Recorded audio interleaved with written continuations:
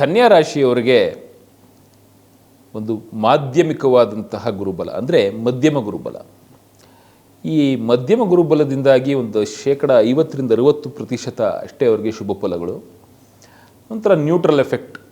ಹಾಗಾಗಿ ಈ ಕನ್ಯಾ ರಾಶಿಯವರಿಗೆ ಸಾಮಾನ್ಯವಾಗಿ ಈ ಒಂದು ಗುರುವಿನ ಒಂದು ಏನು ಮಿಥುನ ರಾಶಿಯಲ್ಲಿ ಏನು ಸಂಚಾರ ಆಗ್ತಾ ಇದೆ, ಈ ಗುರುವಿನ ಒಂದು ಸ್ಥಾನ ಪಲ್ಲಟದಿಂದಾಗಿ ಅವರು ಹೆಚ್ಚು ಒಂದು ಅಬ್ಸರ್ವೇಷನನ್ನು ಅನಲೈಸೇಷನನ್ನು ಮಾಡಿಕೊಂಡು ಸಾಗಬೇಕಾಗ್ತದೆ.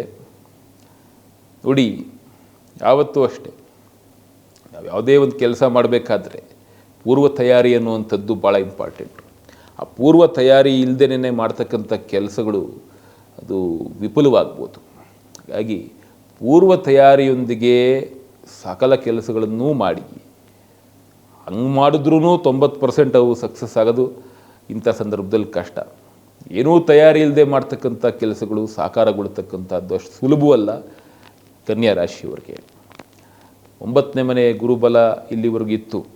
ಈಗ 10ನೇ ಮನೆಯಲ್ಲಿ ಗುರು ಸಾಧಾರಣವಾದಂತಹ ಬಲವನ್ನು ಕೊಡುವಂಥ ವಿಚಾರ. ಹಾಗಾಗಿ ಅಷ್ಟಕ್ಕಷ್ಟೇ ಈ ಒಂದು ವರ್ಷ ಅಂದರೆ ಮುಂದಿನ ಒಂದು ಜೂನ್ವರೆಗೂ ಗುರುವಿನ ಸಂಚಾರದಿಂದಾಗಿ ಅಷ್ಟಾಗಿ ಹೇಳ್ಕೊಳ್ಳುವಷ್ಟು ಫಲಗಳು ಲಭ್ಯವಾಗೋದಿಲ್ಲ.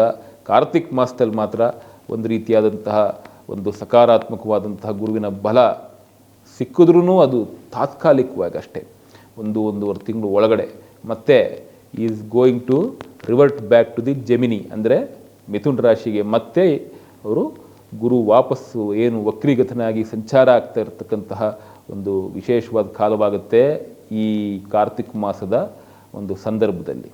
ಸೊ ಹಾಗಾಗಿ ಕಾರ್ತಿಕ್ ಮಾಸದ ಅಂತ್ಯ, ಮಾರ್ಗಶಿರ ಮಾಸದ ಆರಂಭದ ಸಂದರ್ಭದಲ್ಲಿ ವಕ್ರೀಗತನಾಗಿ ಮತ್ತೆ ಹಿಂಚಲನೆಯಿಂದಾಗಿ ಗುರು ಈ ಮಿಥುನ ರಾಶಿಗೆ ಹೋಗೋದ್ರಿಂದ ಎಗೇನ್ ಯಥಾವಿಧಿಯಾಗಿ ಅವರು ಈ neutral status of the strength of the Guru ಇದನ್ನು ಅವರು ಕಂಡುಕೋಬೇಕಾಗ್ತದೆ. ಸೊ ಹಾಗಾಗಿ ಕನ್ಯಾ ರಾಶಿಯವರು ಸರ್ವೇ ಸಾಮಾನ್ಯವಾಗಿ ನೀವು ಅಷ್ಟೇ ಮಂತ್ರಾಲಯ ರಾಘವೇಂದ್ರ ಸ್ವಾಮಿ ದೇವರ ಆರಾಧನೆ ಮಾಡಿ, ದತ್ತಾತ್ರೇಯರ ಆರಾಧನೆ ಮಾಡಿ, ಖಂಡಿತವಾಗ್ಲೂ ಒಳ್ಳೆಯದಾಗ್ತದೆ.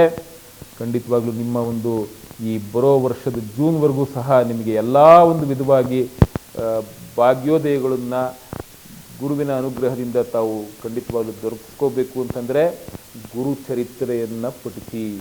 ಗುರುಚರಿತ್ರೆ ಪಾರಾಯಣ ಮಾಡೋದ್ರಿಂದ ಒಳ್ಳೆಯದಾಗುತ್ತೆ.